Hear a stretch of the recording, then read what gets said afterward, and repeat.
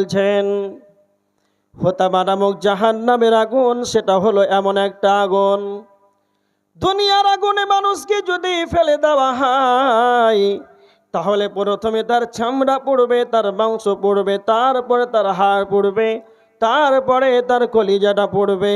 যখন হোতামা নামক জাহান্নামী মানুষকে ফেলে দেওয়া হবে তখন এই চামড়াটা যেরকম পড়বে সেই রকম তার ভিতরের হাড়টাও সেই রকমই পড়বে, তার ভিতরে যেন কলিজাটাও সেরকম পড়বে, তার ফ্যাপসাটাও সেরকম পড়বে।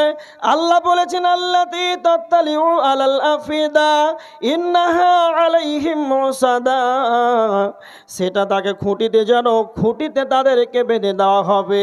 এবার দেখেন একটা মানুষকে যদি তার নিচে যদি আগুন জ্বলিয়ে দেওয়া হয় আর তাকে যদি কারেন্টের পোল